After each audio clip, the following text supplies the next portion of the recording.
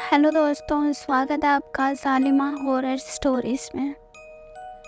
आज की स्टोरी मेरी फ्रेंड सना की है। चलिए मैं आपको सुनाती हूँ ये स्टोरी। सना घर की बालकनी में सज धज कर बैठी हुई थी। अपने पति के घर आने का इंतज़ार कर रही थी। उसके दिल की धड़कन लगातार अपने पति की याद से भड़क उठती थी। वो कभी आईने के सामने खुद को निहारती तो कभी अपनी जुल्फ को अपने बालों से उलझाकर अपनी लटें संवारती। सना के लिए एक एक पल काटना में भारी पड़ रहा था। तभी दरवाजे पे दस्तक हुई। आवाज सुनते ही सना के सांसें थम सी गई थी। उसने तुरंत ही आईने में खुद को देखा और दरवाजे की तरफ दौड़ पड़ी। रोमी रोमी, तुम अब आ रहे हो? मैं कब से तुम्हारा इंतजार कर रही थी। तो वो जाकर दरवाजे पे देखती है तो वहाँ दो आदमी खड़े होते हैं। वो उनसे पूछती है, कौन हो तुम लोग? दरअसल सना ने जब दरवाज़ा खोला, एक अजीब सी शक्ल के दो आदमी दिखाई दिए, जिन्हें देखकर सना ने तुरंत ही अपना सवाल बदल दिया और दरवाजे को बंद करते हुए पूछा, मैंने पूछा कौन हो तुम लोग? अभी रोमी घर पे नहीं है तो बाद में आना। मगर दरवाजे पर खड़े दोनों लोगों ने पहले सना को नीचे से ऊपर तक जी भर के देखा और अगली पल वो दोनों सना के घर में जबरदस्ती घुस आए। अरे भाभी जी, इतनी जल्दी क्या है दरवाज़ा बंद करने की है? जब तक आपके पति नहीं आ जाते तब तक हमारी भी सेवा कर दीजिए। कसम से हम आपके पति को कुछ नहीं बताएंगे। दोनों शख्स की बातें सुनकर सना को उनके इरादे ठीक नहीं लग रहे थे। वो तुरंत ही मौका देखकर कमरे की तरफ दौड़ पड़ी। तभी दोनों में से एक ने सना की साड़ी का पल्लू खींचकर उसे जमीन पर गिरा दिया और अगले ही पल वो दोनों सना के ऊपर टूट पड़े।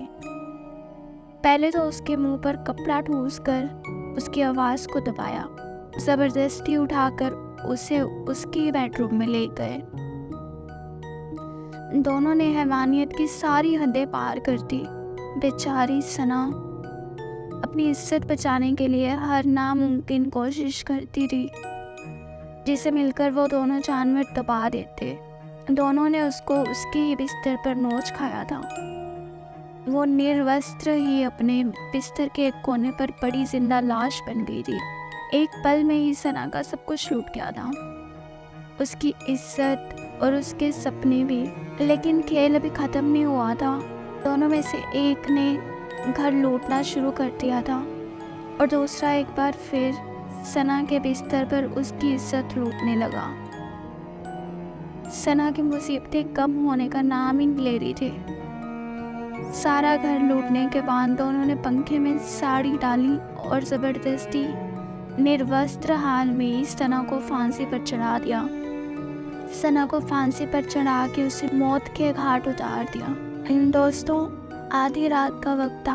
महेश अपने बरामदे में चैन की नींद सो रहा था कि अचानक उसके कानों में एक औरत के झांझरों की आवाज़ सुनाई दी। महेश ने बाहर मुंह निकाल कर देखा मगर उसे कोई नहीं दिखाई दिया। महेश खुद से बात करते हुए कहता है, आसपास तो कोई नहीं था, फिर ये झांझरों की आवाज़ कहाँ से आ रही होगी? और वापस वो चादर में मुंह छुपाकर सोने की कोशिश करने लगा। मगर जैसे ही उसकी नींद आने को हुई, फिर से किसी की झांझरों की छन छन की आवाज़ सुनाई देने लगी। उसे लगा कि कोई औरत चारपाई के पास झांझर छनकाते फिर रही है। पहले 2-3 बार तो महेश ने इस बात को नज़रअंदाज किया। फिर जब ये बात महेश को समझ में आई तो उसके मन में सबसे पहले ख्याल भूत प्रेत और आत्माओं का आया, जिसे सोचकर उसकी नींद एक पल में ही गायब हो गई। उसने चादर हटा के पहले तो आसपास देखा, फिर धीरे धीरे जब उसने गौर से घर की छत के ऊपर देखा तो उसके पैरों तले ज़मीन ही खिसक गई। उसकी छत पे सच में एक औरत थी जो उसे घूरे जा रही थी और जब वो उल्टे पैरों से इधर उधर झांझरों को झनकाते हुए चलती तो डर के मारे महेश का खून सूख जाता। महेश छत की तरफ देखते हुए अपनी आवाज़ से बोलता है, अरे कौन हो तुम, पड़ोसी हो क्या? इस घर में तो मेरे सिवा कोई नहीं है, अगर है भी तो एक बेटा जो शहर गया हुआ है। तुम कहाँ से आई? गोविंद की अम्मा का भूत हो क्या? इतना कहकर बूढ़ा महेश डरते हुए खटिया से ऊपर खड़ा हुआ और उसकी तरफ बढ़ने लगा। पर इससे पहले वो उस औरत तक पहुंच पाता, वो अपने पैरों की झांझर छनकाते हुए छत की मंडीर पर पैर रखकर आगे कहीं गायब हो गई। औरत के गायब होते ही महेश एक बार फिर चौंक गया। उसने तुरंत ही छत पे इधर उधर देखा, मगर वो औरत उसे कहीं नहीं दिखी। फिर वो सोचने लगा कि ऐसा कौन हो सकता है जो इतनी रात को मेरी छत पर घूमने आएगा, वो भी एक औरत। कहीं मैं सही तो नहीं सोच रहा हूँ? ये कोई डायन, भूत, चुड़ैल तो नहीं है जो जिंदा ही मेरा खून पी जाएगी और फिर मेरी बलि दे देगी? औरत के गायब होते ही उसको अपने शक पे यकीन हो गया था। उसका दिल जोर जोर से धड़कने लगा, शरीर से पसीना छूट रहा था और मुंह से आवाज़ तक नहीं निकल पा रही थी। वो तुरंत ही अपने घर में बने पूजा घर में बैठ गया। वहाँ देवी देवताओं के नाम को रटने लगा। करीब 1.5 घंटे बाद उसने अपने डर पर काबू पाया था, और जब मन का डर थोड़ा कम हुआ तो उसने सोचा बरामदे की जगह अंदर कमरे में ही सो जाती हूँ। महेश अपने कमरे में बिस्तर पर जाके लेट गया, लेकिन इससे पहले वो नींद से अपनी पलकें झपकाता, एक बार फिर से उसे झांझरों की आवाज़ ने उठा दिया। इस बार उस आवाज़ का पीछा करते वक्त उसे महसूस हुआ कि खिड़की के पास खड़े उस ट्रक से उस झांझरों की आवाज़ आ रही है। दरअसल पेशे से महेश एक ट्रक ड्राइवर था, और जिस ट्रक में उसे झांझर की आवाज़ आ रही थी वो किसी और का नहीं बल्कि उसके खुद का ही ट्रक था। वो सोचने लगा कि ट्रक का सामान तो मैंने अपनी आंखों के सामने ही सब उतारा था, फिर अब ट्रक में कौन है? कहीं ये वो छत वाली औरत तो नहीं? महेश खुद से कहता हुआ अपने डर के साथ साथ अपनी सांसों को तेज़ भी कर रहा था। उसने पहले तो कान लगाकर आवाज़ों को आते हुए ट्रक से सुना, फिर बहुत हिम्मत कर वो ट्रक के पास आ खड़ा हुआ। उसके पास जाकर देखा तो ट्रक से खून टपक रहा था और मांस के सड़ने की बदबू उसकी एक एक सांस को तकलीफ से भर रही थी। फिर वो सोचने लगा कि इतनी गंदी बदबू, पर मैंने तो लोहे की सामान की डिलीवरी की थी। महेश ने जब ट्रक का दरवाज़ा खोला तो देखते ही उसके होश उड़ गए। ट्रक इंसानी मांस के लुत्फों से भरा हुआ था। फिर देखते ही देखते सारे मांस के टुकड़े हिलने लगे और उसने एक औरत का चेहरा बना लिया, जिसे देखकर महेश का रोम रोम कांप उठा। वो थर थर थर कंपा रहा था। बिना कुछ सोचे समझे वो अपने घर से बाहर की ओर दौड़ा। महेश नंगे पैर ही भागता जा रहा था। जल्दबाजी में वो अपना फ़ोन भी लाना भूल गया था। वो जल्दी ही पुलिस स्टेशन पहुंचा। इंस्पेक्टर साहब, जल्दी हमारे घर चलिए। तो इंस्पेक्टर बोलता है, क्यों, बाहर ऐश्वर्या राय आई है तुम्हारे घर पे? तो महेश बोलता है, अरे नहीं साहिब, मेरे घर में एक पूरा ट्रक भर के इंसानों की लाशें और उनके टुकड़े पड़े हैं। महेश की बात सुनकर इंस्पेक्टर के होश उड़ गए और उसने गुस्से में तुरंत पूछा, अरे बावला हो गया क्या? तन्ने दिखाई नहीं देता एम ऑन ड्यूटी? दोबारा मजाक करने यहाँ आया तो तेरी खाल उतार के भूसा ना भर दिया तो मेरा नाम भी इंस्पेक्टर चौटाला नहीं, समझे क्या? अरे साहिब, मैं सच कह रहा हूँ, पहले मेरी छत पे एक औरत दिखाई दी। वो अपनी झांझर चमकाते हुए इधर उधर टहल रही थी, लेकिन जैसे ही मुझे थोड़ा शक हुआ तो वो औरत गायब हो गई। पर फिर झांझर की आवाज़ मेरे ट्रक से आने लगी और जैसे ही मैंने ट्रक का दरवाज़ा खोला तो मेरे सामने लाशों का एक पहाड़ था साहब। अनगिनत लाशों से मेरा ट्रक भरा हुआ था। अब जल्दी चलिए साहब, कहीं वो मुझे मार ना दे। फिर इंस्पेक्टर चौटाला महेश के साथ उसके घर जाने को चल दिया। इंस्पेक्टर चौटाला महेश के घर को बड़ी गौर से देखते हुए अंदर आया और अंदर आते ही उसकी नज़र सबसे पहले ट्रक पर पड़ी, जिसे खोलने के लिए वो उसके पास चला गया। लेकिन जैसे महेश ने उसे बताया था वैसा तो चौटाला को कुछ भी नहीं दिखा, ना ही खून का एक कतरा और ना ही मांस से सड़ने की कोई बदबू। जल्दी ही चौटाला को महेश पर गुस्सा आने लगा, पर इससे पहले वो महेश को कुछ कहता उसे भी ट्रक के अंदर से पायल की छन छन की आवाज़ सुनाई दी, जिसे सुनकर इंस्पेक्टर चौटाला के भी कान खड़े हो गए। उसने जब आहिस्ता आहिस्ता ट्रक का दरवाज़ा खोला तो उसे पूरा ट्रक साफ सुथरा दिखाई दिया, लेकिन ट्रक के अंदर से पायल की आवाज़ को भी सुनाई दी थी, जिसे चाहकर भी चौटाला नकार नहीं पा रहा था। इंस्पेक्टर चौटाला इस बारे में सोच ही रहा था कि तभी उसकी नज़र ट्रक के कोने में गई।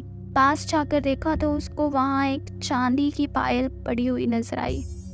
इंस्पेक्टर चौटाला ने जब वो पायल को देखा तो देखता ही रह गया।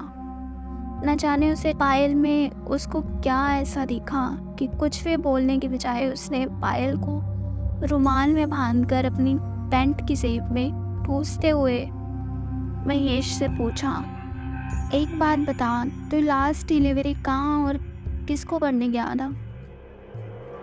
इंस्पेक्टर चौटाला का सवाल सुनते ही महेश ने हिचकिचाते हुए कहा, बंसल फैब्रिकेटर का सामान था साहब, उनके एक गोदाम से दूसरे गोदाम आया था साहब। क्यों, क्या बात है, मुझे जेल जाना होगा क्या?